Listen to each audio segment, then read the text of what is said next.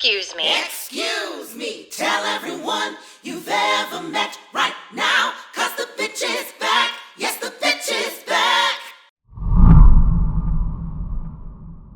Hey everybody, welcome to the Bitches Back vacation edition. I wanted to do something very special in honor of our 1-year anniversary. So I got together with all of us, the collective, the Bitches Back collective, not staff, but like our group, and kind of get with them about what were the best mashups of hot takes of season 1. And so this is what we came up with. I hope you enjoy it. Did you audition for Buffy? That's the most important question of this entire. Did you audition for Buffy? Of course I did. Thank you. Okay, so it is confirmed that I'm not the only one who ended up working on the show who was not cast as Buffy that got a job on the show still. Right. Because I'm so tired of being asked that. Do you get asked that? Oh, I get asked. So, because I made a mistake years ago in an interview, I made a mistake saying that I originally auditioned for Buffy, and that's how I met Joss. And Joss, and then somebody else came forward and said that I was very close to getting the role of Buffy, which was not true. I was not close to getting the role of Buffy. Joss introduced me to the people at Fox, and then they literally sat there in the room and said I was too old to play Buffy, which was true because they wanted Buffy to be 15 and I was 24. I don't know. I was 21, 22, 23. Yeah, but you looked like you were 15. Isn't that the point? I mean, I was 20 but I didn't have the sensibility for it. And I think honestly, Sarah was perfect. Like she's the perfect Buffy. Yeah. No question about it. But what is so difficult for me often is I'll get that question from journalists. And it's almost as if they're trying to spur some kind of angst between the two of us, which I find so frustrating. I always say I was one of 1,000 people to audition for the role. Correct. And that is just how I happened to meet Joss, and he liked the choices that I made in the character with the audition, but they weren't necessarily aligned with the Buffy that they wanted, but he liked what I did, and so therefore offered me Vampire Girl #1 because it wasn't even Darla at the time. So it was just Vampire Girl #1. Yep. And look at you now, just milk that little Vampire Girl #1 all the way through across 2 iconic television shows. Summing, how many episodes have you done in all? 27, 35? How many? So many. I don't know. I don't remember. So many episodes. So when you were just talking a moment ago about your choices, I know you went to Tisch. I know you went to acting school at Tisch. What is your are you Method? Are you Meisner? Are you Stanislavski or Uta Hagen? Who are what is your style of acting? I mean, I was trained in Meisner technique and method acting. I am of the mindset I just use whatever, right? Like whatever is going to work is what I use. I don't actually follow a full-on method. It's a toolbox, right? Anytime you learn about acting, it's a toolbox. You're given tools. And sometimes you don't need the tools because you're perfectly aligned with the character and you know what the instincts are and you know how to, you don't have to do much. And then sometimes you need a hammer. So you go to your toolbox and you root around and you find your hammer, and the hammer might be too big at first. And you're like, no, I need a smaller hammer. So then you root around again in your little toolbox and you find the perfect hammer, and then that's how you play. So I don't necessarily I wouldn't subscribe to a way. No. And I think every method offers you something different. Like Meisner is really all about listening and reacting, right? And imagination. And imagining the position, the imaginary circumstances. Suspending belief. Yeah. Yeah. And then, Stanislavski is more about, what's your childhood trauma? So it's like I pretty much work a hybrid. I mean, I think with, like with Darla specifically, Vampire Girl #1, I, up to that point, had never played a so-called evil character.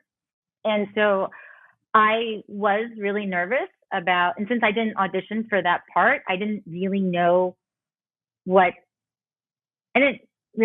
what they were expecting from me. So when I was going through all the makeup tests, one time I had the prosthetic on and I went into the ladies' room to use the bathroom, and I looked in the mirror and I smiled, and I thought to myself, oh, that's really creepy. And so I said, I'm going to do that on set, like in the character. I'm going to make her have fun, be joyful, be this joyful, fun vampire with this smile. Because when I smile, the prosthetic and the teeth, it looks really scary. And so, and I agree. I knew some older actors that had played some aliens on the different Star Treks, and they had said to me, they stressed to me the importance of allow the prosthetic to do the job. Like the prosthetic is really taking off your plate the playing evil part. You actually don't have to focus on that because the prosthetic's doing that. Don't push. Interesting. So I thought, I'll just take the reverse and just like have some fun, because when I looked in the mirror and smiled, I was like, whoa, who is that? Right? Yeah, I agree 1,000%. One of the scenes when you were in the bronze with Eric Balfour and you end up biting him and kill him dead. One of the things that you're in that chair that swivels and you're just like really smiley and like, I don't know. And you have this big smile. You have such a sweet, adorable, cute, coquettish smile. Like it's so sweet, but you're also like mysterious. You know there's something more going on behind the eyes and in the heart. Like you're a dangerous woman. You draw people in with this like make you feel at ease Southern girl, but like with the Darla and in the end, you end up taking him over. You knew what you were doing, and that read so clearly when you were in character. I think a lot of people forget that you were also in, was it As Good as It Gets with Jim? Yes. With Nicholas James. Oh my gosh. Jack Nicholson. Jack Nicholson. Hello. I mean, you kind of had that same flirty little girl, like, oh, Mama, I'm so excited to meet you. Hi. It was so cute. And then like, you end up eating, I mean, not I didn't eat Nicholson's Jack. character. You didn't eat Jack, but Eric Balfour, like as Darla, yes. you applied that. Let me reel you in, and then attack. I love that. It was so great, and I remembered thinking when I saw the mask over your nose, because there's like a side view. Because I tend to look at things in a more technical way now, and I didn't even realize this. But I felt like I sensed that your vision would be limited, that it would because the broadness of the nose, it would be hard to see. And also contact lenses, what you were saying before, I totally identify with. And that the lens tech, like those lenses were particularly thick. I mean, there's just so much to do with character work around prosthetics around. Well, also when you're wearing a prosthetic, and I think this is why I don't have a lot of memories. Like I honestly don't remember a lot from Buffy. I remember more from Angel because I didn't wear the prosthetic as much. But on Buffy, I was in the prosthetic for days and days and days and days. And all my downtime, I'm being poked and prodded and like because they just keep working on the prosthetic, and it's like I have more memories of that than I do of the actual scenes in the work, because that makes sense. Constantly, tweaking, and then like the first lens technician they had, he tore the Sean? prosthetic multiple. No, it was before Sean. They had somebody else. Okay. Because Sean was the good one. He was the one that could just literally walk by and just slide it into your eyeball, and he can avoid the press. Like, he was great. But there was they had somebody in the beginning who would tear the prosthetic, and then I would get stressed, and then I couldn't keep my eye open to let him put his finger in my eye, and then I ended up wearing the lenses like for 16-hour days because it was too hard to take them out and then put them back in because he would tear the press. So it was, and then they brought in the Sean, who was much better and could literally just take them in and out and keep me calm, because I knew, like, I would get stressed, like, oh God, the prosthetic tore, now they're going to have to go repair. It's going to hold up camera. Like, it was, so those were my memories of that time, was just of hair, makeup, contact lenses. Like, it was a lot. That sounds like a lot. It sounds like so much. And then to try to remember to hit your mark, like, especially if you can't see it. Not that you have to remember to hit your mark, but like, you can't see it. And then your dialogue, and you're stressed, and it's just the conditions in which you're being, you're having to overcome to perform. It's incredible. And you did it beautifully. And then, over time, the removal of the prosthetic, they would take it off and my face would have like welts on it because I'd become allergic. And so then it was like trying to figure out what I was allergic to, finding a new product that they could use.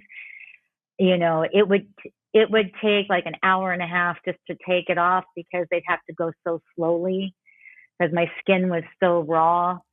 And there'd be days where I'm like, can't I just go home in it because I'm coming back tomorrow? Can't I just, which is in 3 hours? Yeah, because I have a first call. Can't I just wear it home and like go to bed? I promise I'll sleep with a silk pillow.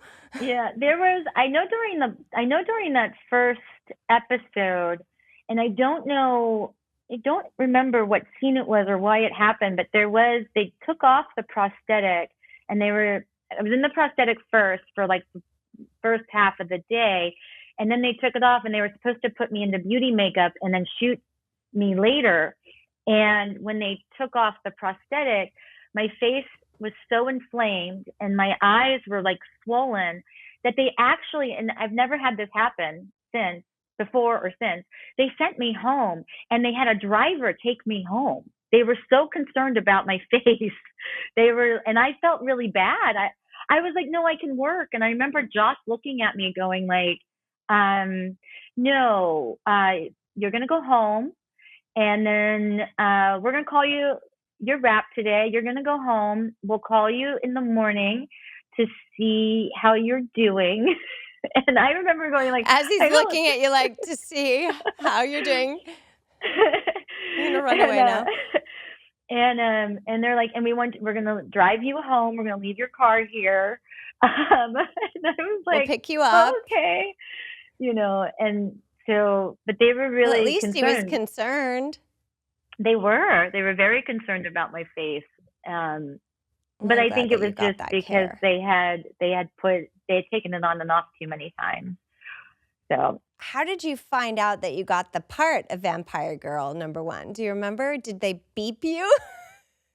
I think we're old. We all had beepers. I think my manager, I really don't remember. I think my manager called and was like, hey kid. My manager talked like Joe Pesci, right? He was like, hey kid, so that show, that Buffy show, well, you're not right for Buffy, but they want you to play another part, and I think it'll be good. And I'm like, okay. And he was like, yeah, it's like a vampire or something. I was like, okay. So yeah. That's kind of how I got the news.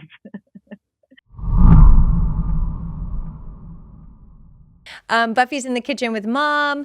Joyce never lets Buffy Summers off the hook from her past. Mean mommy, but then she calls herself out for having a parental fail. And this is what makes her more sympathetic as a parent on the show.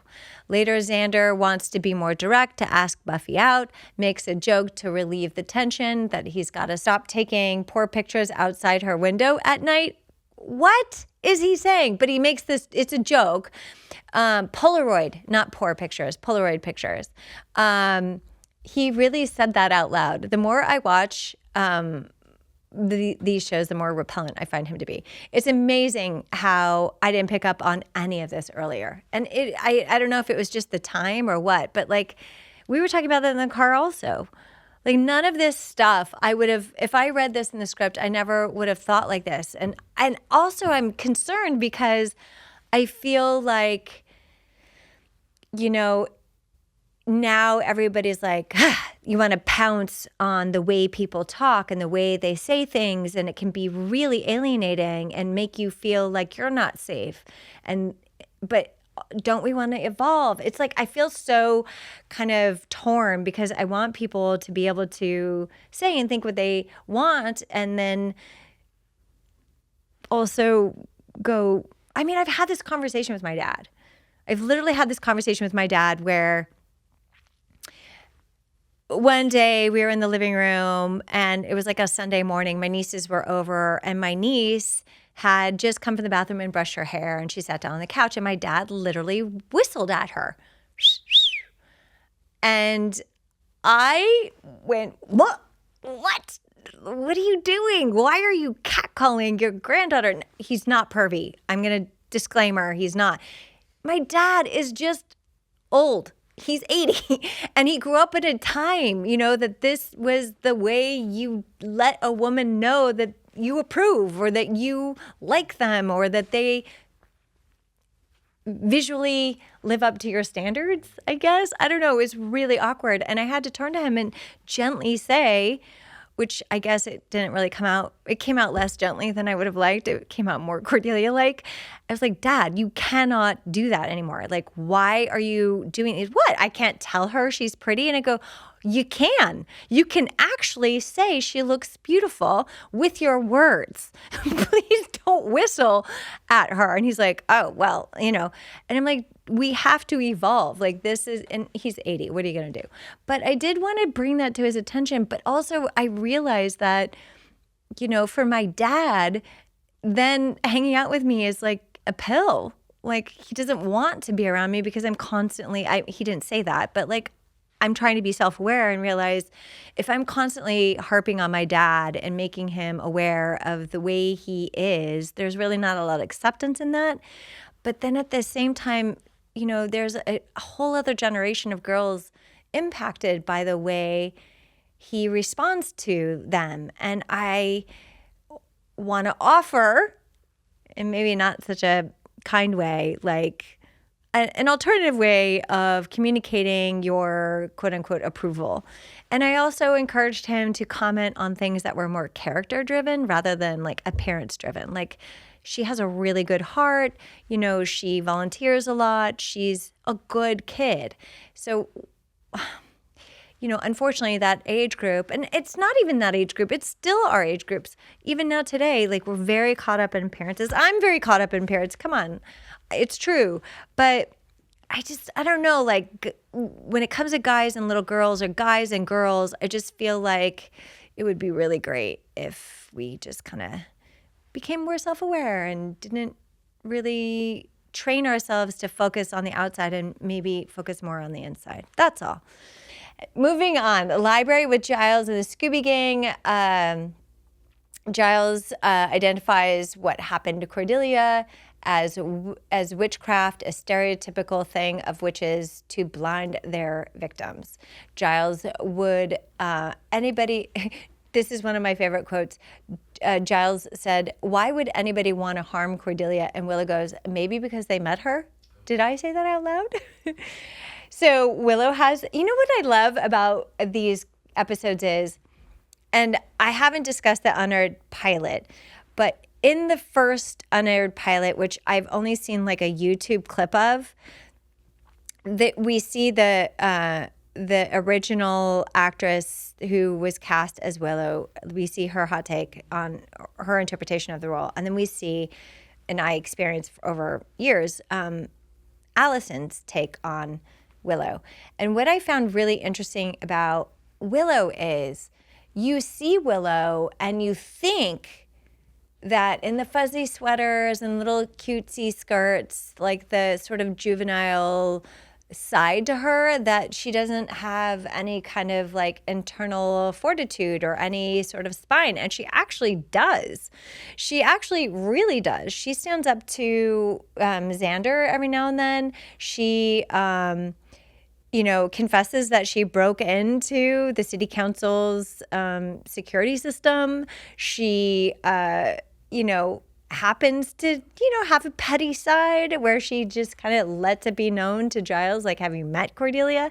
I was actually really surprised to see that. And I wasn't offended, or I didn't think like ill of her character. I just thought it was funny and good for her. So I have this quote here where Buffy says, "I think you're underestimating the amount of pressure a parent can lay on you. If you're not a picture perfect carbon copy, they tend to wig." I just think, one more time, empathy and compassion, if we lead with this, we're going to build a better world. And, I think better boys. I think I was doing a lot of it wrong, and I really learned a lot. And our relationship has totally turned around as a result of that. And that's my personal story time on that conversational quote. So moving on with Xander resorts to witchcraft to try to cast a spell on Buffy to make her like him. Oh my God, he is so obsessed. And it's absolutely cray-cray. I mean, it's just weird. It's just, at this point, it's just weird. And I don't know why I never picked up on that. Is Chris talking? Kind of. Oh, these little boys. Hi. I think my dog gets affected when I speak with passion. All right. In the lab, Amy's skin turns blue. It's official. She's definitely a witch. And she picks up on Buffy testing. Like, she's picking up the vibe. So also what happens in the lab, which was one of the scariest things I've ever seen, and I'm wondering if it influenced Hush later in later seasons, but how creepy was it when the girl in the lab had no mouth? I remember the prosthetic that they put over her mouth and the glue, and like, can you imagine going in, like, she had to go the entire day without drinking, without eating. Like, there's no like taking that off. I just can't imagine. I just can't imagine the things that we saw and got to do and the creativity behind it, but then the applied, like the idea applied in real time with real people, and the thoughts like, oh, wait, maybe that is going to be prohibitive to eating and drinking, and we need to shoot around this special effect makeup. Anyway, I just thought that was really interesting and super spooky. I wonder what the rules were around that. It had to have been super uncomfortable. But I do want to give her a shout out. She did a great job. Her name was Lashane, if I'm saying that correctly. That was the name of the actor, the character, and then Nicole Prescott was the actress who performed with the special effects makeup. So there's a cultural reference where Buffy makes a line to the Scooby Gang about Amy, that she is our Sabrina. And I thought that was a cute little cultural reference. And again, this is why Buffy was so popular at the time. It makes references to the Village People. That I don't quite understand, because that is not speaking to the demographic that was watching the show at the time. So I still don't understand that.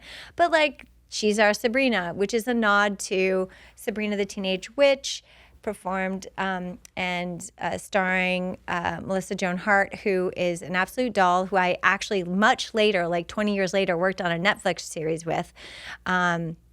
She's so sweet, such a boss babe. And I don't know, I just thought that was really cute. And ironically, later also, like 4 years later, when I moved over to the spinoff on Angel, we were on the Paramount lot. So when we shot Buffy the Vampire Slayer, we were on these stages over in Santa Monica on Stewart Street in Olympic.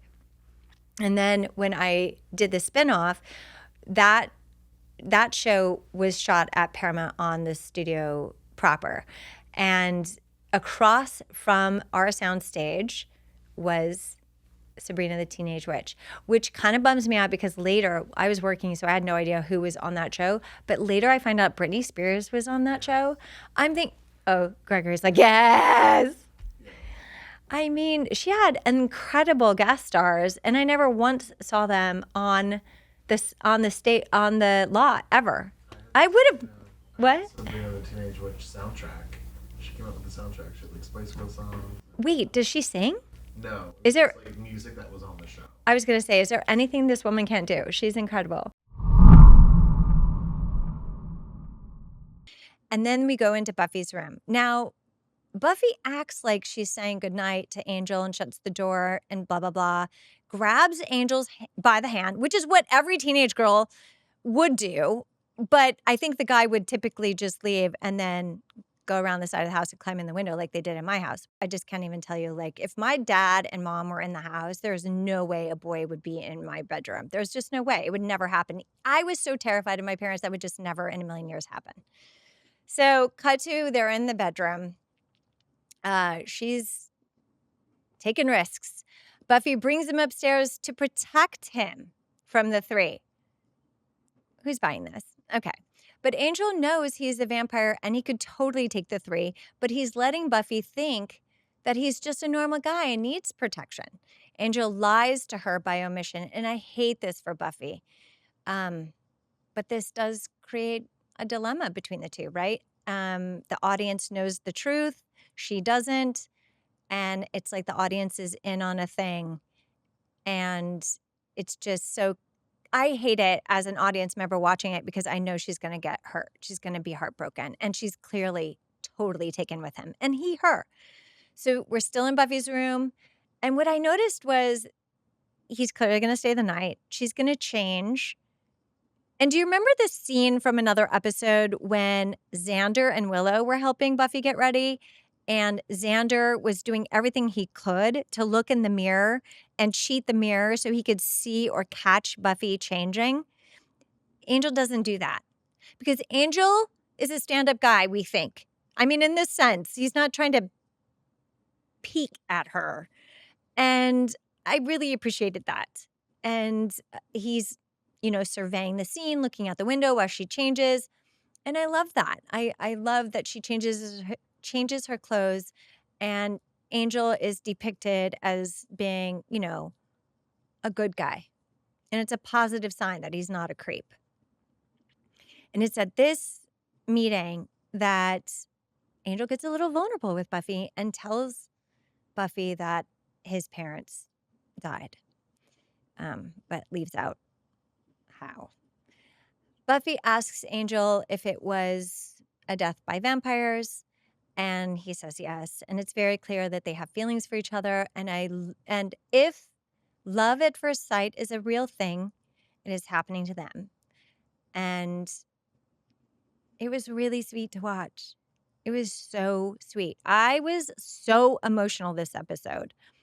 I was living for these scenes. I was in it to win it. I was invested. It is probably my favorite episode so far. And you can really pick up on their love for each other. And I love, too, that Angel doesn't try to get into bed with Buffy. He makes himself cozy on the floor. And she's in the bed, even though she offers the bed to him because he was hurt.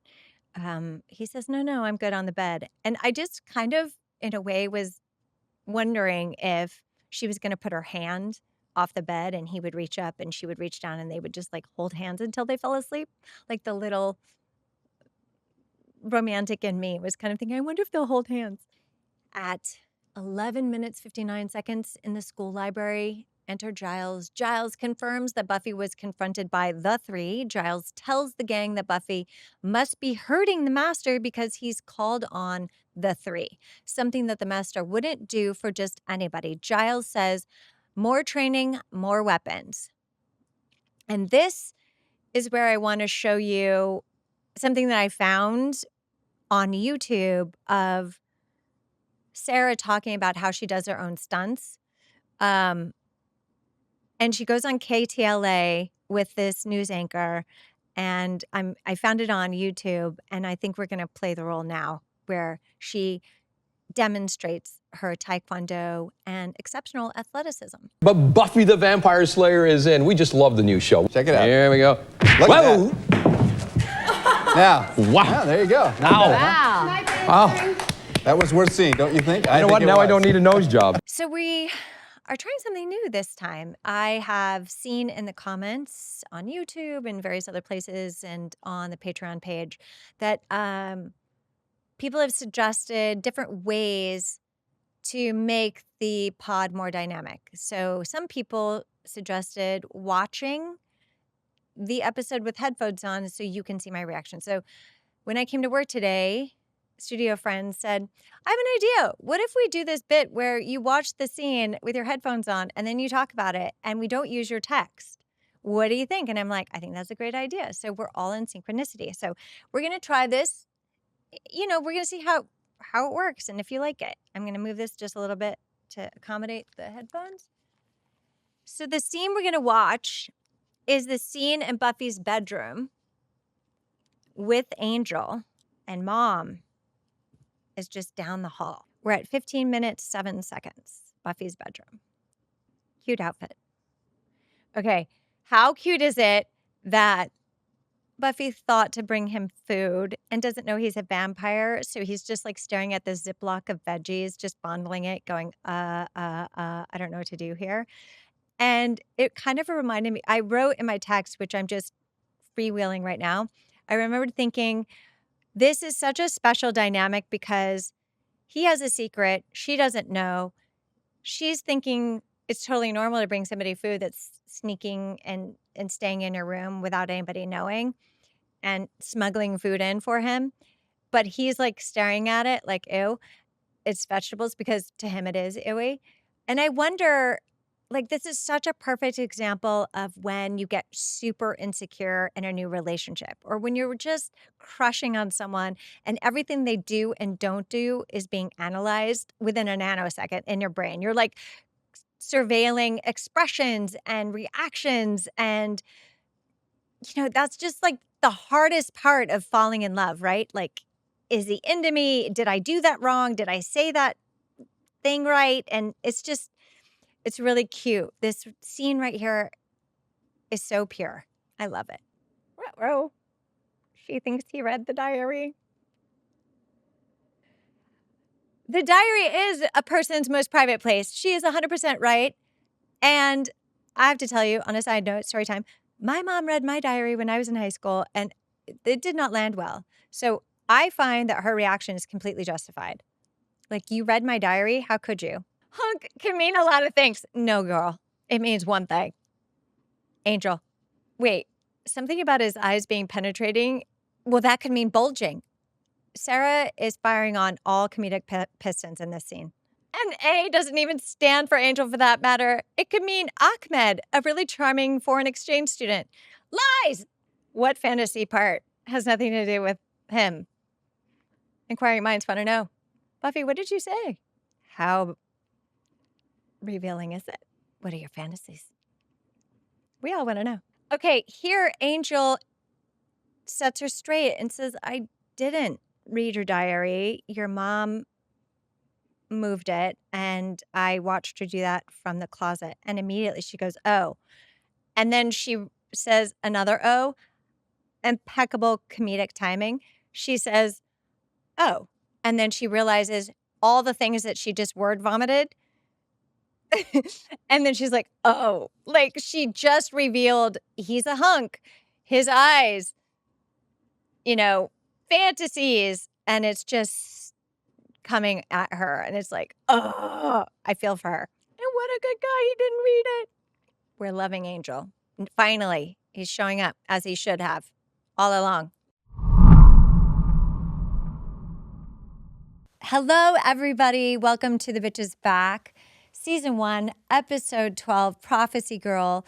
I'm sitting here today with Ryan BTV, the ultimate Buffy Angel influencer, commentator, hot take giver.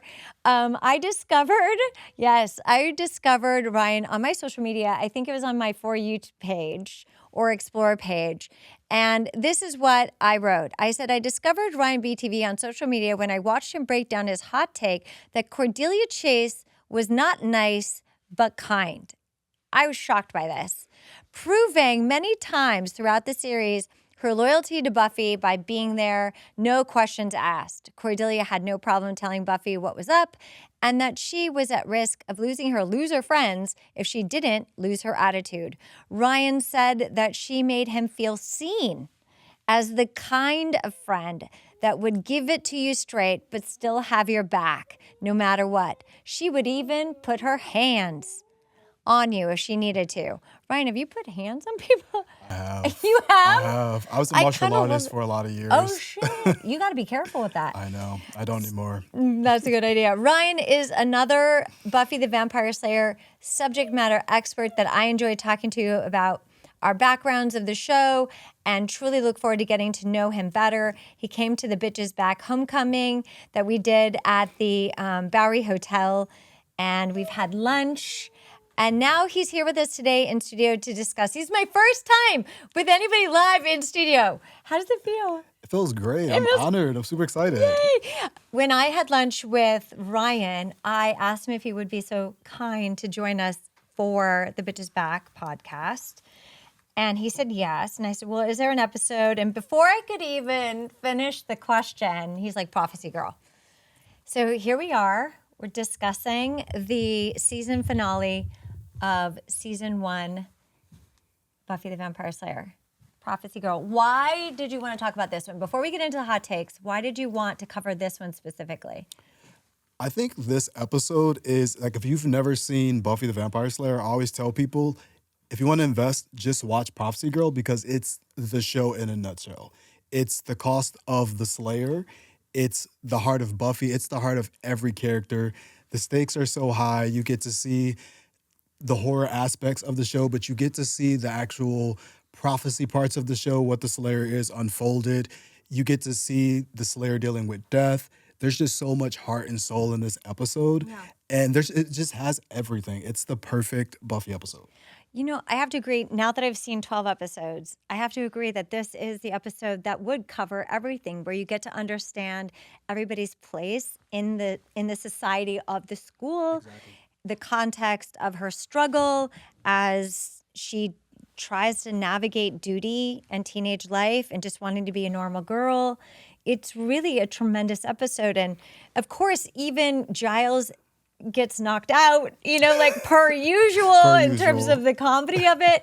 Like, you're right. Like, when you say that, that makes perfect sense to me. And we also get a sense of Cordelia's place where she's like in the group, semi-committed, but then by the end, she's committed. She's in it to win it. Like, she has survived that one, the Invisible Girl episode, right? Which is right before this episode. So she's able to kind of know who that group is. Mm-hmm.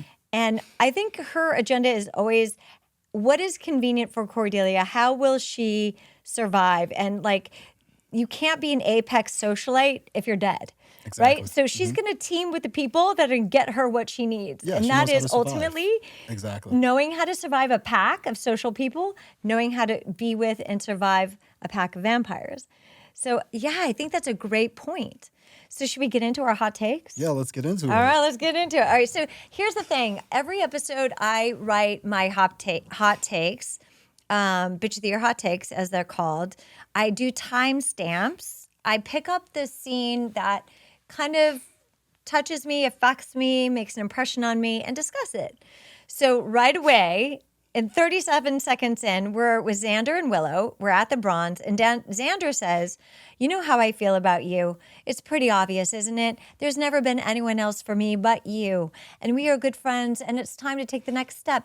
Would you, date me? Oh, that's good. Date me? It's terrible, right? Willow, all doe-eyed, says, huh? She's like watching and hanging on every word from Xander. Oh, no, well, yes, date me is silly. Why isn't Willow's pining for Xander more of a storyline is my first question. The yearning and longing people, the yearning and longing of people can be so paralyzing, right? People can really get stuck when they are, in this position where she wants his attention, she wants to be with him, but he doesn't really see her, but she hangs on every single word he says. And even in this moment, she knows that he wants to be with someone else. He's practicing this speech to tell Buffy, and she's there listening, and it's almost as if she's pretending he's talking to her, right? And we don't really talk about it that much. And I wish it was more of an A storyline, and we could discuss it more, because I think it's also true in real life. Like, I've met people that have had barely any interaction with somebody, and they will hold on to that nugget of an interaction for years. Mm-hmm. They can get by on crumbs. I really want to outgrow this in today's society. What do you think? Well, I think that's one of the most tragic and earnest things about Willow, especially in the earlier on seasons, that she's such a dutiful friend, and she also is a sounding board. She's there to facilitate things for other people, and she also isn't, this early on, about taking chances. So though she has all these deep feelings about Xander, besides like Malcolm earlier on, you don't really see Willow taking a lot of chances, stepping outside of herself, saying, hey, I'm the one that wants to be there. Kind of like that Taylor Swift song, We Belong Together. Yeah. Where she's like watching, like you said, she's watching him profess his love to another girl, but she's been there his entire life. Right. And he hasn't seen her. But then also, Xander, how could you not see Willow? She's been there this entire time, but Xander being Xander, completely oblivious. Mm-hmm. And yeah, it's a very tragic, earnest thing about Willow in the earlier seasons. Yeah. And I feel a lot for her. I do. Yeah, but I also commend the way, it couldn't be me because I'm such a different personality. I'm a Cordelia and a Buffy. But I commend her ability to take those things in stride for the people she loves. But I don't know that it's for the best to her own detriment. But isn't that like the feminine problem? Like, For a don't lot. you feel like that women are supposed to be the receptacles for these things? We absorb Yeah. these injustices, whether they're emotional or loving or whatever, these injustices that take place, and we're just so used to it that we just keep going. And it is tragic. And I It is. really Yeah. feel like, as we're here in 2025 and being where I am in my life, if I could just say to anyone listening, that's not our job anymore. Yeah. Our job isn't to take a back seat.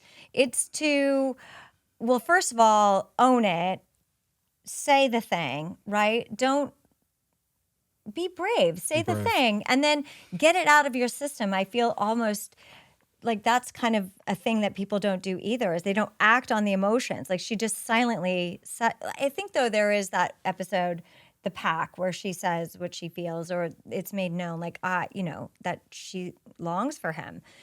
But, he just doesn't feel that way about her, and I think she knows it, and I think it hurts her still. But I think, like, listen, how do you tell somebody to not be stuck on someone anymore? You just can't. It's just got to be at your own pace, right? Yeah, but to your point, that is it's a product of what we expect of women, which is why I always gravitated to characters like Cordelia. But unfortunately, on the other side of that character who takes the chances, who goes after what she wants, advocates for herself, says that's too much, is called a bitch for that very reason, Right. And I think Buffy is she's in the middle. She has a type, like, because she's a Cordelia before she was the Slayer. Mm-hmm. She was a Cordelia, and then At her other school. Exactly. Before she came to Sunnydale, she was a Cordelia, but she also is congenial. She has to bend to the Watchers Council and to Giles and to Angel and to Xander. And there's limits on the things she can have for herself, because there's always these men who want to control her and possess her in all these different ways. But she's not like Cordelia, where Cordelia's completely self-serving most cases.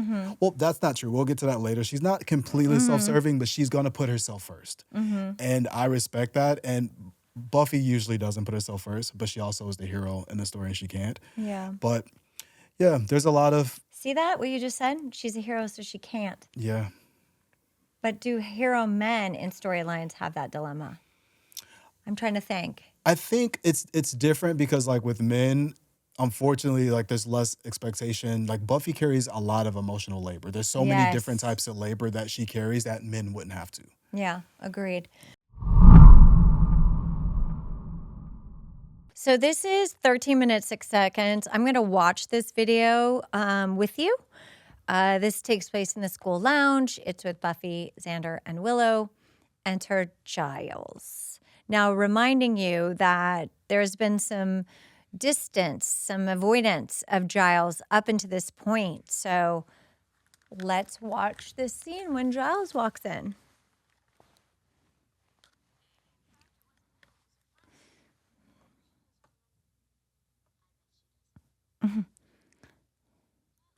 Giles seems very urgent. Buffy, something big. She's like, Giles, what is it? Weird, because before she was not. She was very avoidant of him. And now she's like, what is it, Giles? You look worried. He says, I think I know what the vampires are up to. We'll deal with it, she says. I don't think it's that simple, he says. It is not to worry. This is, I don't think I put this in the bonus pitch, but that is very clearly what has become known as jaw speak. It is not to worry. Instead of just saying, don't worry. That's the way the creator does that, like weird jaw speak. That has made the show iconic. Trust me, she says. He goes, oh, I don't know. I mean, I've killed you once. It shouldn't be too difficult to do it again. And he says it kind of like under his breath, laughing to himself. And Buffy is looking at him like, what did you just say? What? He just hauls. Oh my God. It's so weird seeing Giles like that. To just pull his fist back and just socks her in the face. And she goes up in the air and crashes down on the table. And then he has this expression on his face right here where he's just like, "Arr." And then he's choking her. And she's trying to fend him off. And Xander's just casually eating an apple. And Willow's like, hi. And she's like fighting for her life with Giles. Ew, he has this like sadistic expression on his face. Like he's like devoid of any humanity at all. And she's like trying to push him off.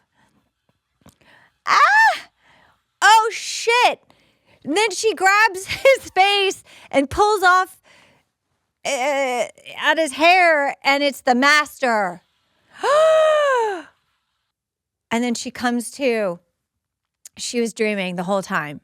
And that's why she was acting weird, because before she was despondent, and now she's being like, sure, what's up? But we'll figure it out together. And then he hauls, and oh my God, it was such a crazy, unexpected thing to happen. It was,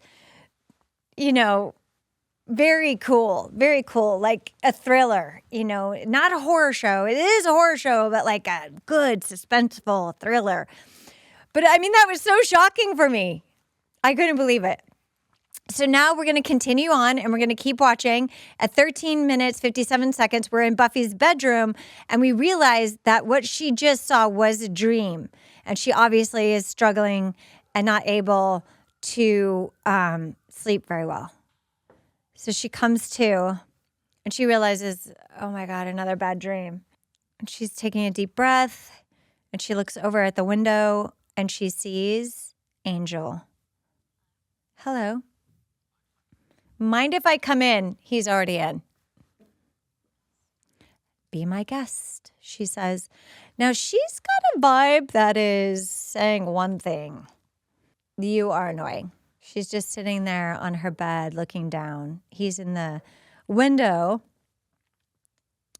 looking at her, looking down. And I feel like Angel is struggling to connect with her. He's trying to figure out what's going on with her. How are you? He asks. Peachy. She's being a little shitty. Peachy. So then she says, so is this a social call? It is kind of late. Or at least it is for me anyway. What is it for you? Lunch hour? Eee. She's being a little mean. So he pivots. It's not a social call. So he gets it. He's picking up what she's putting down. So he gets down to business. It's not a social call. Danger looms. So then she calls him out. She goes, oh, okay, so let me guess. That means grave danger. Gosh, it's good to be home. So he says, I'm sorry. I wish I had better news. So she says, so some of your cousins are in town for a family barbecue. And we're all on the menu. Very clever, very funny. So Angel lets, this is an informative, this is a visit that's giving her some news about what's going on and what's been going on over the summer. One of the things one of the connections that I did make, which is interesting, between Buffy and Angel. So in Buffy, Angel, the purpose of Angel is literally to inform the Slayer of impending doom, like what's coming, like the danger ahead. He's an informant, right? And what I noticed about Angel, like both shows need that. Who is the vehicle to tell the Slayer what's next? And in Angel, it was Doyle. And then when Doyle was gone, it was Cordelia. She got the visions and she was telling Angel, she was the source to tell Angel what the next thing was, what the next big bad was. And so on Buffy, early on, that was Angel's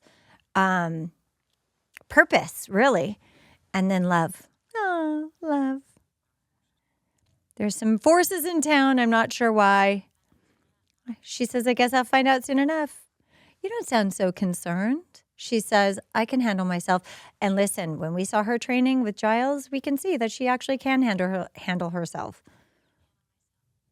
But she says this is what's so beautiful about, this is why Buffy the Vampire Slayer is so good, because she's the Slayer, but she's this blonde, petite thing. Like you'd think, well, she's not muscular enough. She's not, she's not warrior enough, right? But this is why Buffy is what Sarah Michelle Gellar embodies, which is petite, soft, and, she has a worldly intelligence about her, a self-awareness about her. She can read a room, and there's just a knowledge to her and a maturity to her, to Sarah, that Sarah brings to Buffy. And when she delivers the line, I can handle myself, it's such again, I'm going to nerd out on delivery. And what I find interesting is if Cordelia were to say that line, Cordelia, I think, would have been more like sassy. I can handle myself, like almost defensive. And Buffy delivers this line, I can handle myself. She says it in a way that lets you know that she's vulnerable. She says it in a vulnerable way. Like, I can handle myself. Like soft, almost mousy-like. Saying a hard line like I can handle myself potentially could read as something you should say with a firmness, and she goes the opposite way with it. She goes to vulnerability, and this is what makes her iconic and so lovable. Besides, I could use a little action anyway. Again, soft, but a wink. Angel's letting her know, don't underestimate the Anointed One just because he looks like a child. He has power over the rest of them. They'll do anything for him, he says. So then she looks at him. Is that it? Is that all you got? Is that everything? Because you woke me up from a really good dream. No, she's just being mean. Angel genuinely looks like she hurt his feelings. I mean, he's such a dear heart of a demon. Enter guitar strings. She rolls over. Okay, this is what she wants. What she wants, she's pushing him away. But the vibe I get when she rolls over is, come cuddle me. She's so scared. She's clearly so scared. She is so terrified. She is haunted by these dreams. She is processing all of this trauma from almost dying at the hands of the master. She did not expect to be bested. She's supposed to be protected by her super strength, right? She didn't expect this. This is like troubling.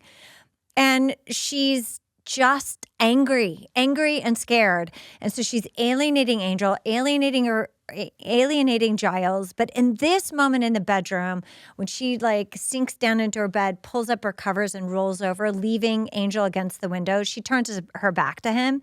I think really men need to read the room. What she needs is a cuddle. That's all I'm going to say. Sorry, he says. I'll go. He doesn't want to go either. He doesn't want to go. He says, I missed you. She's thrown by that. She's like blinking away, like, what did he just say? Did I hear right?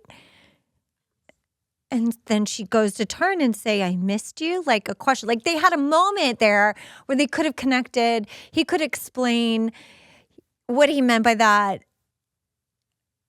And he's gone. Poof. God, that got me right in the feels. Ugh.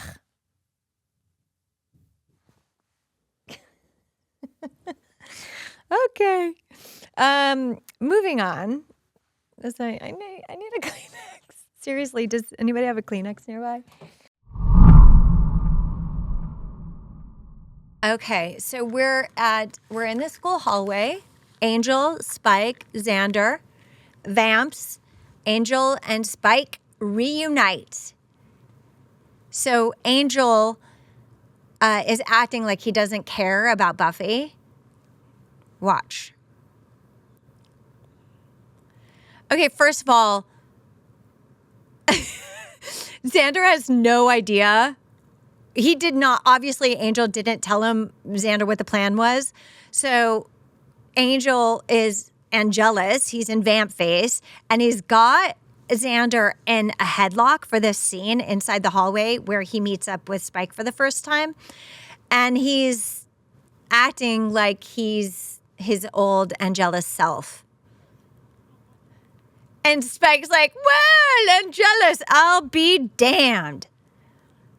I'll be damned. Stoked to see his old friend. They're both laughing and hugging. Meanwhile, Xander is in a headlock.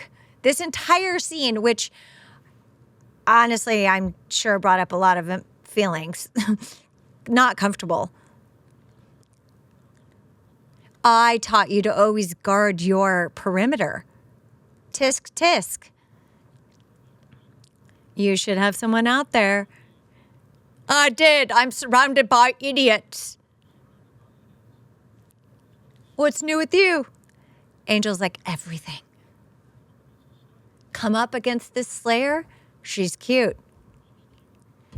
Not too bright, though. Urgh. And then we do like a little tight shot on Xander looking up at Angel like, I knew it.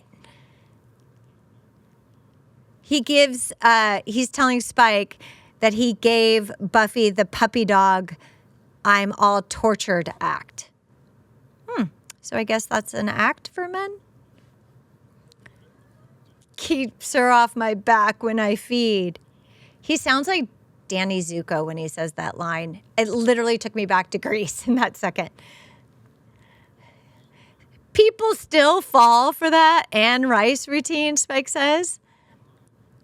What a world. They're both laughing. I knew you were lying. Undead liar guy, Xander says. And then Xander's like pissed, and Angel like Angelus is like roughing his neck. And then he exposes Xander's neck to Spike as if they're both, gonna feed on him. Want a bite before we kill the Slayer? So why are you so scared of the Slayer? Meaning, like, why haven't you killed her already? You're Angelus. You've been here and she isn't dead yet? He's not scared, he says. You would have taken her out in a heartbeat once upon a time, Spike prompts. Now look at you. This torture thing is an act, right? You're not housebroken, Spike says. Them fighting words. I saw her kill the master. Hey, you think you can take her alone? Be my guest. I'll just feed and run. No, Spike says. Don't be silly. We're all friends here. We'll do it together.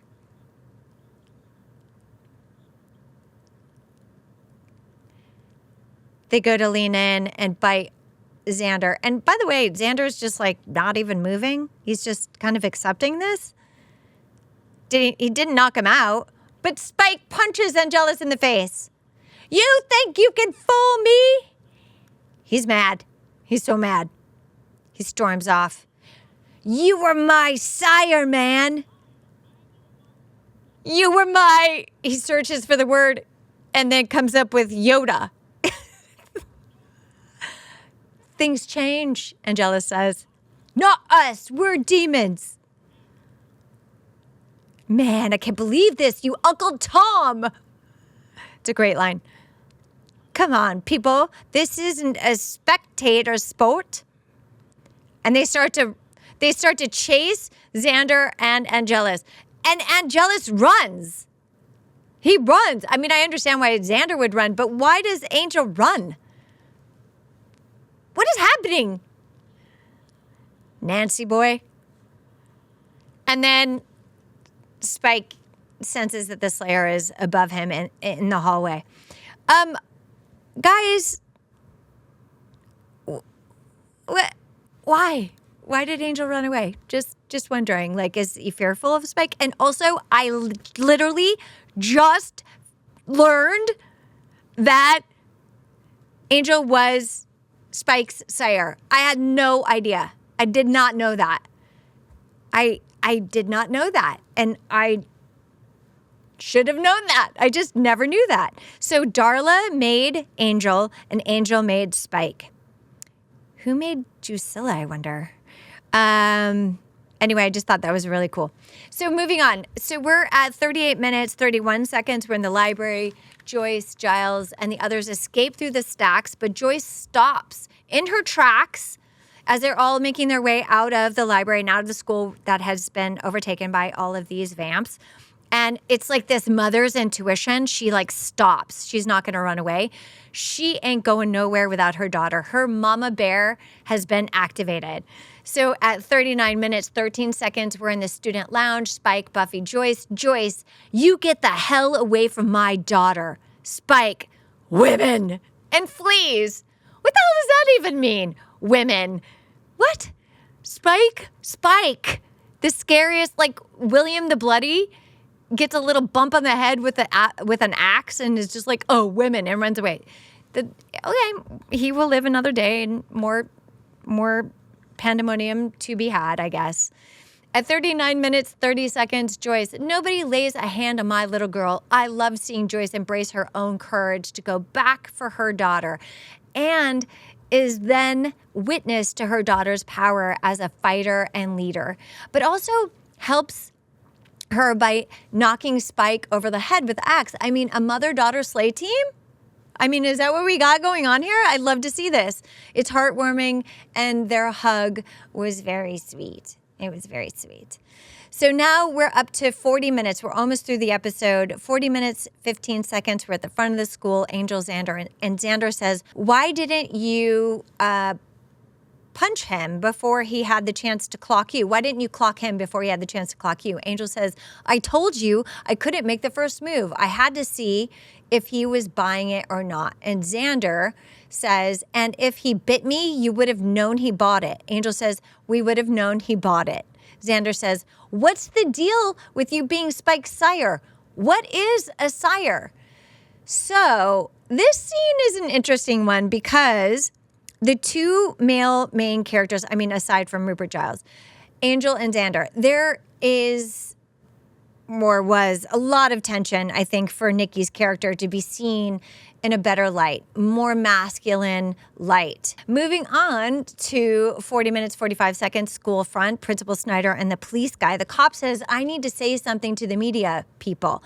Principal Snyder says, so?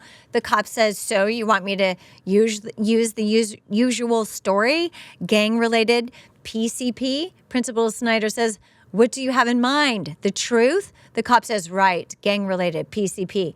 Principal Snyder knows. He knows? So why isn't he helping the Slayer? Why is he on her case? Why isn't he working with her? Oh my God, it's so crazy to me. I don't know.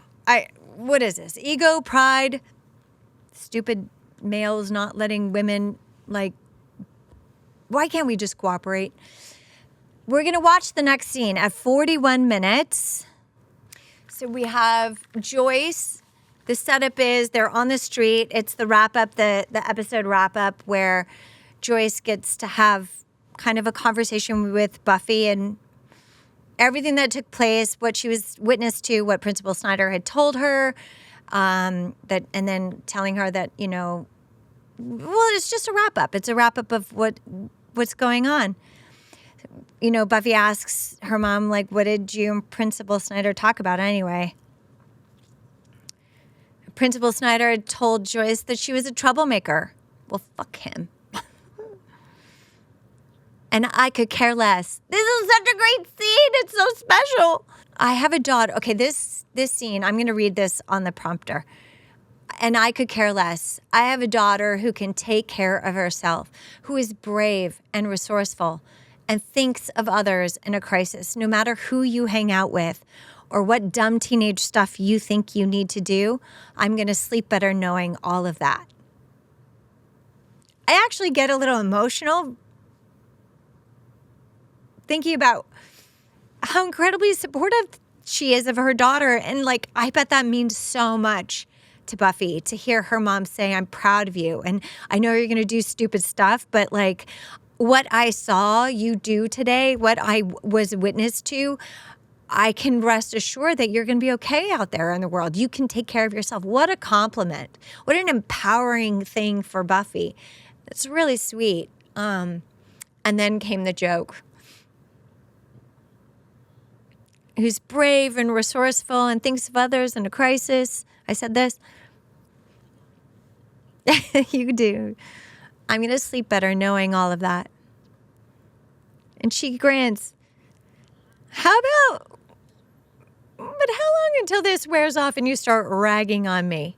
And then she says, at least a week and a half. Very cool. Sweet. This is a sweet, sweet scene. I'm really touched by that.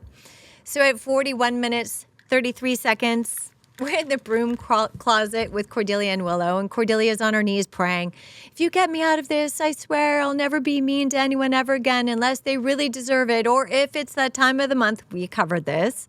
In which case, I don't think you or anyone else can hold me responsible. Willow says, ask for some aspirin. Cordelia, can you please send some What? Ask for the aspirin. What the menstruation line? It kills me. It's not cool. Anyway, at 41 minutes, 59 seconds, we're with Drusilla and Spike at their place. Drusilla says, Spike, did she hurt you? Spike, I'm being silly. I'm not even trying. Spike says, all mopey. Spike says, it was close, baby, but Drew. Oh, come here, Spike. A slayer with family and friends, not sure. That was in the brochure. Drew says, you'll kill her, and then we'll have a nice celebration. Spike says, yeah, party. How's the annoying one? Which I thought was cute. Drew says, he doesn't want to play. Spike figures. Spike's version of making nice with the anointed one is basically to kill him, making him the new underlord. Dun, dun, dun. Spike, I was rash, he says to the anointed one, goes to make nice with him. And if I had to do it all over again, and then it's ... Woo, am I kidding? I would do exactly the same. Only I would do it I would do this first. And he lunges for the anointed one, puts him in the cage, pulling him up into the sunlight to burn. Famous last words from Spike. From now on, we're going to have a little less ritual and a little more fun around here. End episode. When I heard him say his line about Larry being Cro-Magnon or being Cro-Mag, I don't know if this went over a lot of people's heads, but for me, it took me back to a thing between me and my brother. And the story around that is my nickname to my brother and my sister-in-law from like the late 80s and early 90s was Crow. My nickname is Crow. My brother and my sister-in-law called me Crow. And the reason why they call me Crow is because I had a crush on a boy back in the day. And he was Sicilian and he had a bit of a monobrow and he was very like stocky. And my brother is the complete opposite body type and look, referred to him as Cro-Magnon man. And he used to tease me that I liked Cro-Magnon men, which was like not a type, but whatever. So that's why my brother called me Crow, because of this crush that I had on this Sicilian American young guy back in my early years. So when Xander says to Larry, "You're looking very Cro-Mag," it just made me laugh. It made me chuckle a little bit. What's his story anyway? I mean, I never see him around. Not during the day, anyway. Oh, please, don't tell me he still lives at home. I mean, in 2025, still living at home is kind of necessary. Who can not live at home in this economy? Like he has to wait for his dad to get back before he can take the car? Really, I think his parents have been dead for a couple of 100 years. Oh, good. I mean... Wait, what? What? Angel's a vampire. Angel's a vampire. I thought you knew. Oh, he's a vampire. By the way, I think that lip gloss I'm applying is, if memory serves, it's Bobbi Brown in Petal. So Spice lip liner and Bobbi Brown in Petal. And I think I still have like 10 of those that are probably expired that I'll never give away. But the cuddly kind. But the cuddly kind. Okay, that's an iconic line, right? And I actually thought that was Spike's line. I had remembered or recalled that line, but I thought it was in the Angel episode when Spike is on the rooftop observing Angel coming to some woman's aid in early seasons of Angel. And when I was watching this episode, I had forgotten that was my line. I got to say that line. Oh, sure, of course, but the cuddly kind. Like a Care Bear with fangs. It's such a good line. This writer was incredible. Like a Care Bear with fangs? It's true. And, you know, when Willow says it's true with like this shit-eating grin and a roll of the eyes, she's like, it's like a delicious secret.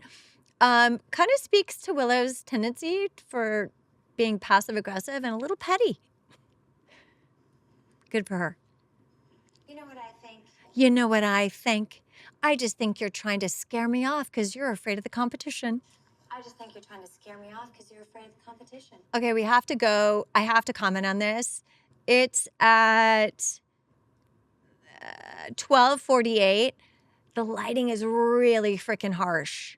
Like if you look at how hot the light is on, this is like a technical observation, on Buffy, her hair light, like it's hitting right here and it's super hot. And it's really hot on Willow's, on the same side on Willow's face. But when it cuts to Cordelia, that it's so hot on her face, my face.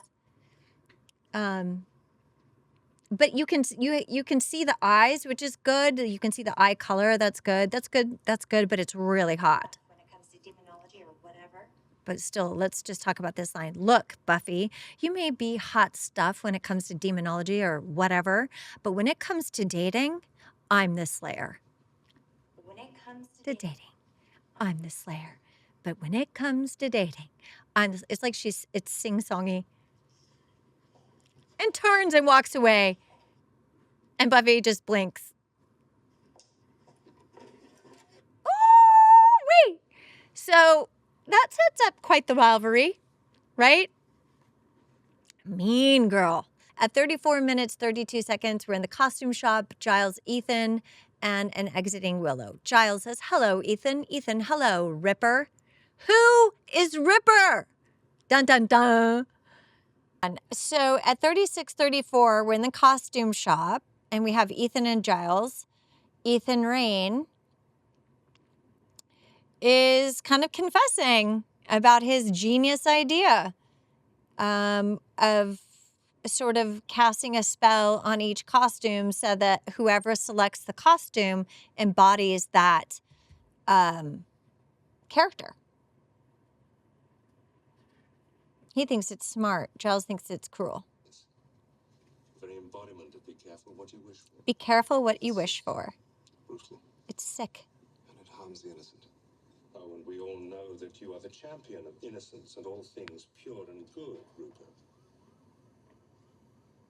I really like Robin as Ethan, and I love their dynamic. They're really good together. They have great chemistry. Little act you've got going on here, old man. Also, Robin has a really good speaking voice and also the English accent. It's who I am. When he says it's who I am, yeah, I'm a good person now. Is he? The Watcher.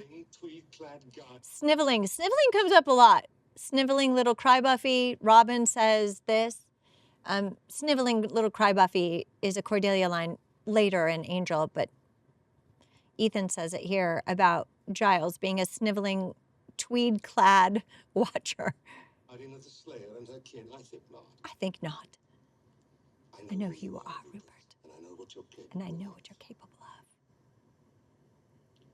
But they don't, do they? They have no idea where you come from. Doesn't he just sound evil? Break the spell, Ethan. Break the spell. Spell. Why should I? What's in the bargain for me? I get to live. Oh, Rupert, you're scared. Oh! And then Giles just punches him right in the gut. You should see the expression on Giles' face on my screen right now. It's really funny. We are not used to seeing Giles be violent. This is crazy. This is cuckoo bananas. This is wild. This is UFC between two stuffy folks. Also, Ethan falls like a Django set. Like, what Jenga set? He just, one little thing, he takes a little punch and he just crumples to the floor.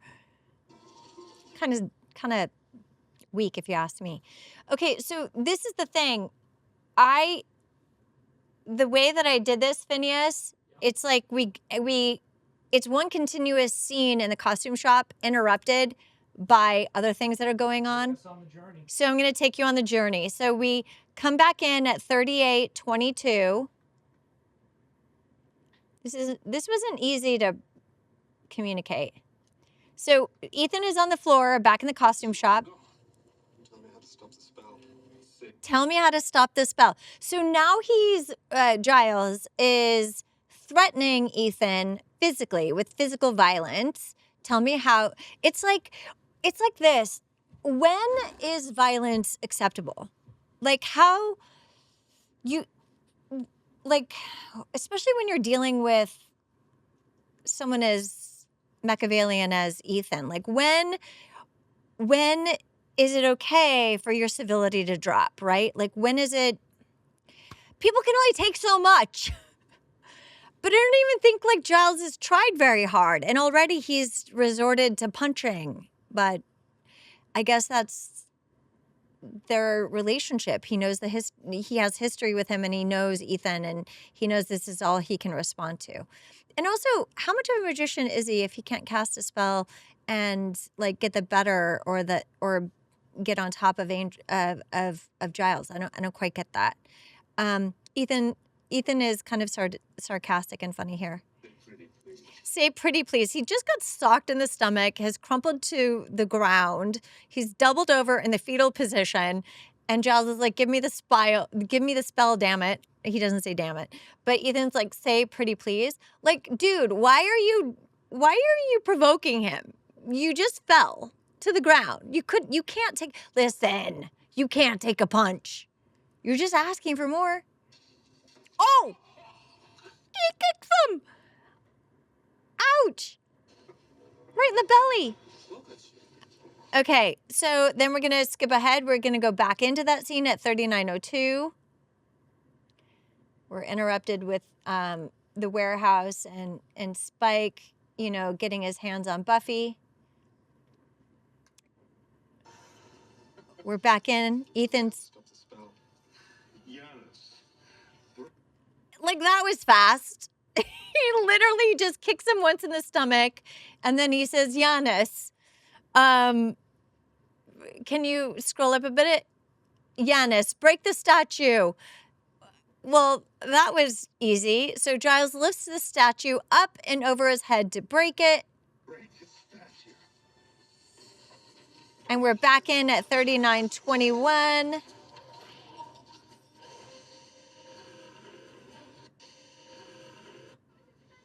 We're in the costume shop. Giles and Ethan. Now Giles breaks Giannis, the statue. Okay, keep going. So we're back in at 3955. And Ethan is gone. Giles looks back after he breaks the statue, which then lifts the spell of everyone taking over the characteristic of their costumes. And he looks back and he's disappeared, which means we'll have more, which is great. So at 4108, we're on the porch where Willow had left her ghost costume on the ground. She goes to cover up with her ghost costume, but decides instead to embrace her body. So I love this choice to embrace our bodies. No more shaming, no more self-loathing. And I think it's a really positive message, especially for the demographic, especially in the 90s, which was peak heroin chic, which was like women that were emaciated and gaunt looking. And that was really a part of national makeup and fragrance campaigns. So this episode showing Willow make this choice, I think, I hope and I wonder for anybody listening or any fans of the show, if they felt like that helped them at all. Because we all come in all shapes and sizes, right? And she was always very shy. And, like some people, like it may not even be about weight or size, but maybe it's skin color or freckles or like something that we have to hide and work around. Or maybe you're, whatever it is that you have your thing about with your body, this message is, I'm going to embrace it. And I love that for all of us. So at 4319, Giles and Ethan Rain costume shop. A note from Ethan is there, and it says, I'll be seeing you. And then this is unlike any episode I've ever seen of Buffy. Giles / Ripper looks up and stares down the camera, breaking the fourth wall. End of episode. That was a very unusual thing. And I vaguely remember the creator talking about the fourth wall and how you don't break it. And it's always sort of distracting. I thought I remember him saying at one point or another. So I was really surprised when I was rewatching this episode that actually Giles does break the fourth wall and he looks up in this foreboding stare. And we get an idea that there is this shadow side to Giles that we should be worried about, or that it gives a hint to a very dark side to Giles. One capable of tremendous violence. And that is that. Then at 41 minutes, 3 seconds outside the wannabe vampire den is Angel, Buffy, and Willow. Where is Xander, by the way? I don't know why he's not in the scene. The vamps and Ford are all trapped inside. Buffy escaped with the other innocents. Angel says, "Come back for what?" Buffy turns to the sealed door of vampires and says, "Ford." Buffy, "For the body." Wait, Buffy turns to the sealed door of vampires that hold them and Ford. Buffy says, "For the body." She's having this exchange with Willow and Angel, and then she, when we come back, we should get out of here now, but we need to come back. And Angel's like, "What for what?" And she turns away from her friends to the sealed door and says, "For the body." Now, this is an example. I just want to say this. This is like a little bit, bear with me as I work through this. This is an example of a choice an actor makes that when, had I been in the scene, I would have been in the scene. I would have wondered why they were turning away from the rest of us to deliver that last line. Now, it would feel maybe more dramatic than the scene called for, or whatever judgment I may have about it. But now, as an audience member watching the scene, you see the impact of that choice. Now, I don't know if that's a director's choice, if that was an actor's choice, but you really, really understand and feel the levity, or not the levity, the gravity, and the opposite of levity, of the situation and how it weighs on our hero. You feel her isolation, the weight of the emotion. You see the choice to turn is an important one, as if she's saying goodbye to her friend for the last time, holding physical space for the others, from the others, for her grief of her friend, even if it's just for a moment. This telegraphs to the audience all that Buffy carries, all the sadness around the friend she used to know, the evil plan he was plotting at the expense of innocent people, and the truth that he is, in fact, a dead man. All at the age of 17. I just love these little discoveries, though, about my preconceived ideas of how the scene maybe should have gone versus trusting the ideas or the contributions of the other actor or the director. At first, the idea or the suggestion of maybe turning away from us to look at the door feels unclear or unexpected. But then after the editing and after the laying of the music and the camera placement, I can appreciate it so much. It's just, guys, this is just such a joy. This is just such a joy. I'm so nerding out on all these different things. My brain is just firing on all these ideas and analyzing different scenarios. This is just so much fun, and I'm so glad to be doing this with you. I know I say that a lot, but I'm pumped. And I've got so many episodes to go, which is so joyful. 4240. God, I love this scene. This scene killed me, you guys. I watched it Wednesday morning after probably I woke up. I didn't get out of bed. I just checked my emails, and I get Bloomberg. I get like all these different AP News and New York Times in my mailbox. So I was seeing these headlines, and I started watching all these headlines and looking at these headlines. And then I got up and, whatever, got my cup of coffee and finished the episode. Lie to me. And this is the scene that I saw after reading all that news. And it just, well, I think the kids say crashed out. I crashed out. So the setup of the scene is Ford has obviously passed away, and they're in Sunnydale. I don't know why he's being buried in Sunnydale, but he is. And Giles and Buffy are standing over his grave. She brought him flowers. And here's the scene. I don't know what I'm supposed to say, she says. I think he wanted me to. I think it made it easier for him to be the villain of the piece. Really, he was just scared. He was just scared. Yes, I suppose he was. I mean, that takes a lot of maturity to say, to like get out of her own anger for being betrayed by him, to just kind of put herself in his position and consider that even he's done these horrible, awful things. Like, this is probably just rooted in a lot of fear. I mean, she's 17. It's very evolved. Nothing's ever simple anymore. Nothing is ever simple I'm anymore. constantly trying to work it out. Who It's to love or exhausting. hate, who to trust. It's just like the more I know, the more confused I get. Okay, hold on. Go back. Okay, stop. I'm going to read you what she just said. It would be simpler if I could just hate him. I just want to cry just saying that. I think he wanted me to.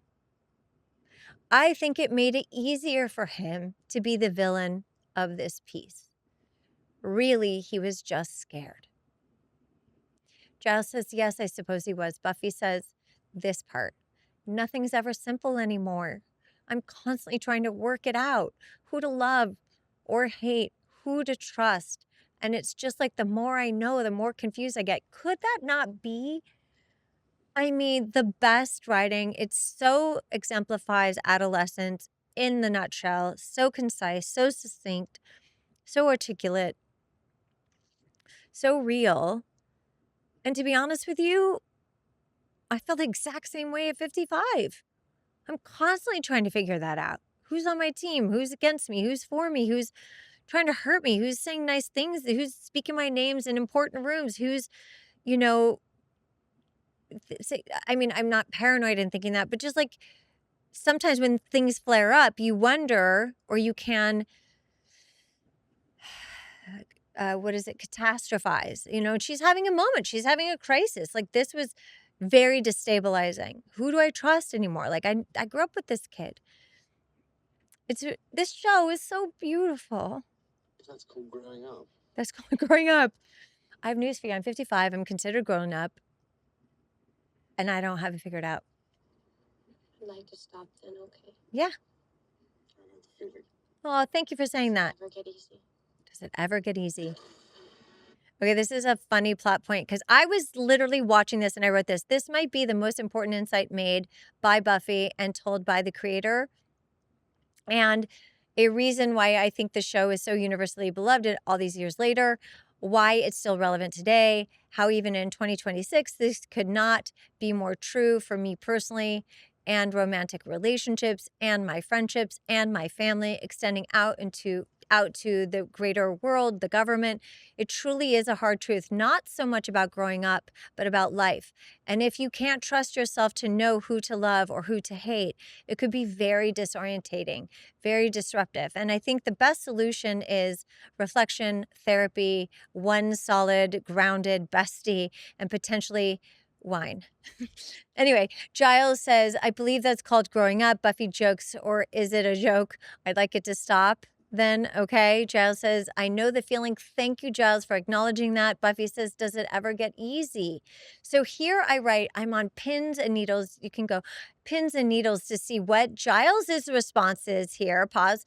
Oh, no response from Giles except the creator's response, which is a vampire rises from the grave, reaching up, ready to, tackle and kill, and startles us, the audience, and them. And I realized, oh, I got it. The answer is no. But I think the answer too is, how do we respond to life's challenges? Stop. So like he jumps out. So I'm waiting. I'm watching. I'm on pins and needles watching this scene. What's Giles going to say? What is the great wisdom? What is the answer? Does it ever get easier? And Giles doesn't answer. Instead, what happens? A vampire comes through the ground, right? But she stakes him immediately, super, super swiftly, like with ease. I think, oh, so it is easy to stake problems and obstacles and demons, and it is easy, but no. Giles says this after she vanquishes him. Go.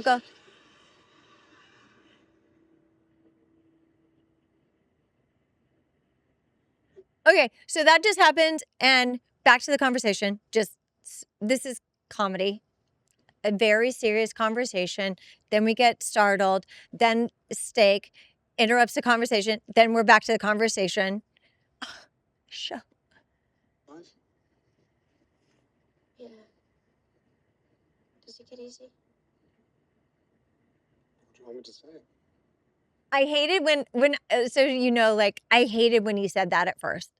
What do you want me to say? You're supposed to have the answers, Giles. You're supposed to have the answers. What do you want me to say? Lie to me.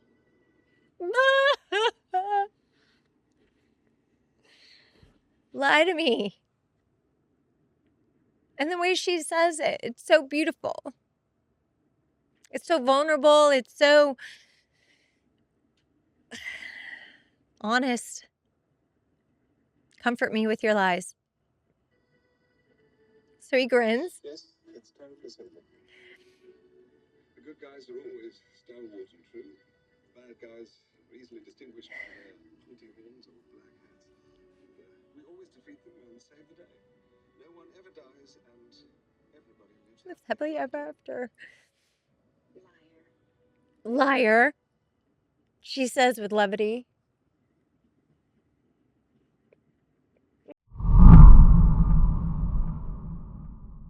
Now, the next scene we're going to watch is in the basement of Buffy's house. You know it's coming. At 16 minutes, 15 seconds, Cordelia and Xander. Here's what happens. She's pacing. Could you sit down or change your pattern or something? You're making me queasy. Because you're just sitting there, you should be thinking up a plan. I have a plan. We wait. Buffy saves us. How will she even know where to find us? Cordelia, this is Buffy's house. Odds are she'll find us. Well, what if she doesn't? What am I supposed to do? Just waste away down here with you? No, thank you. What are you doing? Go to see if he's gone. That's brilliant. What if he isn't? Oh, right. You think we should just slack here and hope that somebody else decides to be a hero? Okay, pausing right there. It's so funny that Cordelia is on Xander's case because I think what's happening here, I mean, I know like there's supposed to be sexual tension between the two of them, but I think also like Cordelia does not like to not be in control. And I think there is like, I think her issue here with Xander underneath it all is that you're a Scooby. You're a regular. You are used to doing this. I'm like new to the group here. Aren't you going to take charge? Don't you have a plan? Isn't this like your area? Like handle it.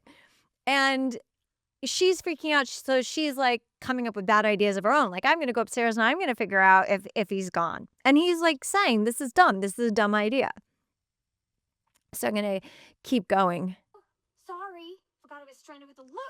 I love the way Cordelia says loser. It's so accusatory. Loser!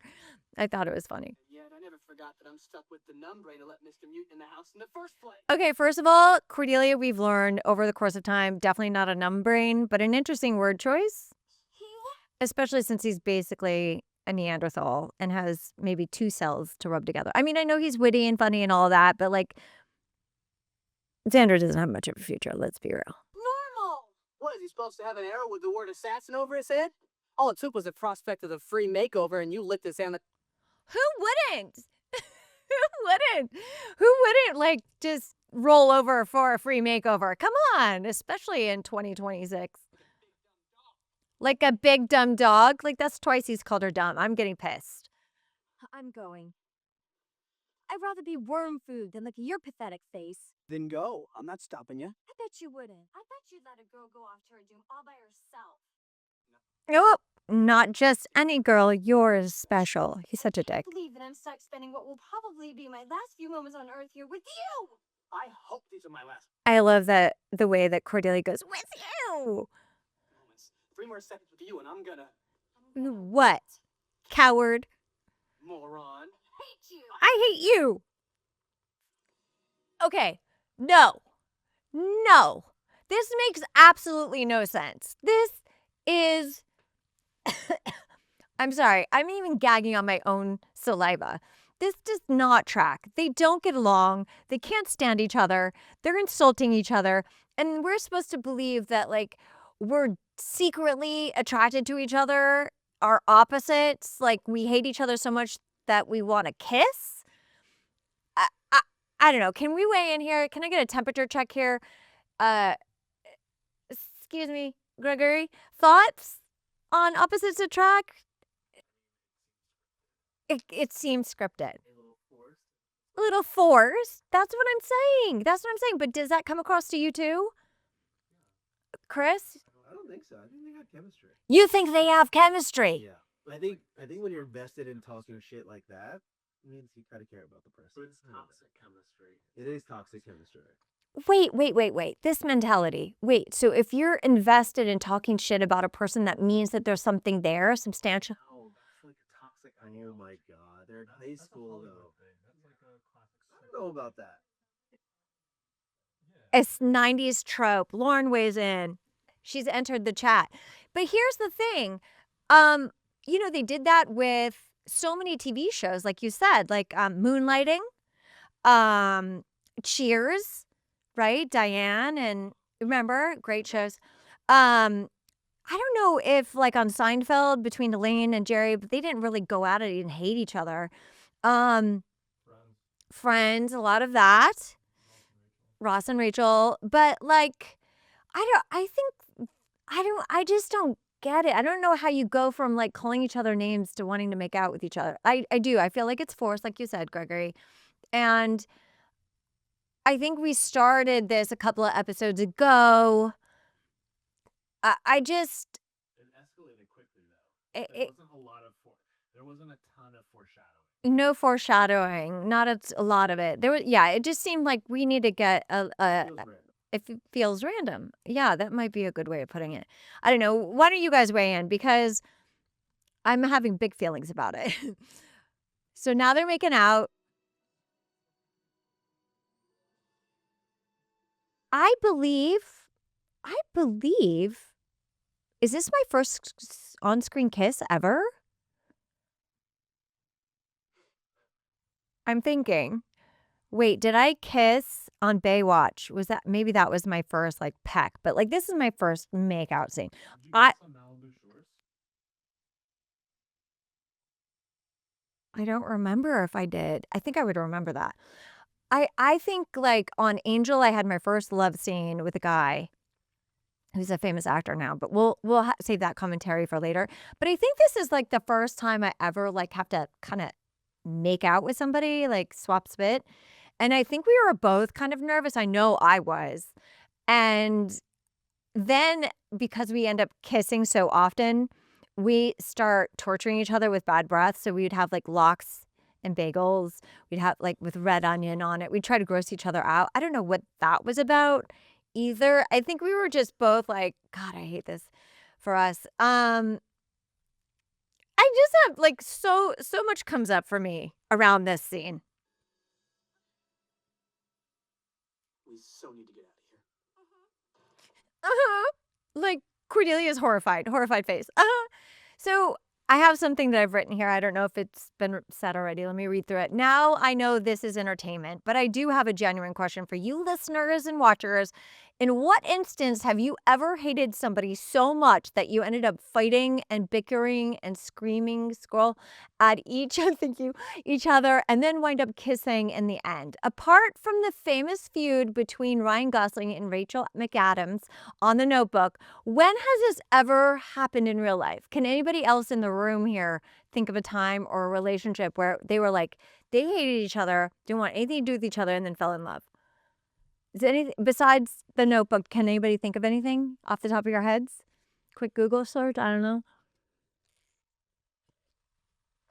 We got nothing. So at 18 minutes, 5 seconds, but we're in Buffy's house. We're in the living room. Xander and Cordelia. For the front door. Wait, for the front door and out of the house. Okay. So Xander is near the front door. Cordelia is running for the front door and to go outside the house from the basement when the worm guy who has been waiting for them is a pile of worms on the ceiling. So Xander zooms through to the front door and Cordelia starts to run through and the worm guy and all of its pile of worms drop down from the ceiling over Cordelia. Like it just still gives me the heebie-jeebies. Massive heebie-jeebies. Even just like thinking about it. I don't want to use a word like triggered or traumatized because I wasn't traumatized per se, but like it literally, like I literally have like a visceral physiological reaction to thinking about those worms coming down on me. The whole worm thing freaked me the F out. I hated it so much. These are not CGI worms. I was not looking forward to these scenes. So at 18 minutes, 31 seconds, we're close up on Cordelia's car license plate, right? So she's got the worms all over her. Xander sprayed her with a hose. She's sopping wet, which, what's that about? Also, what the hell is she wearing? Like, that is so not a Cordelia outfit, but I digress. I'll save that for the bonus bitch. He gets all the worms off of her, kind of. She's like so freaked out. They both jump into Queen C's Chrysler LeBaron, which ironically, that was Sarah Michelle Gellar's car. It wasn't her car in the show, but she actually had a Chrysler LeBaron when the show started. I remember hers was convertible, though. It was very cute. And this car is Cordelia's car. And I think this is the first time maybe that we do a close-up on Queen C's license plate as Cordelia puts pedal to the metal and zooms out of there. Can't get out of there fast enough. She screeches away from the curb real quick. I love that license. And to this day, whenever I do counts, I, in fact, just got, like, I was just in Paris. I just got back from Paris from Geek and Cheese's convention called Whispers from the Hellmouth. And I did photo ops, and almost maybe like a handful of times, people had the license plate that said Queen C, like the little props. And they wanted me to take a picture with them with their prop, and I thought that was really cute. So long live Queen C. Tell everyone you've ever met right now.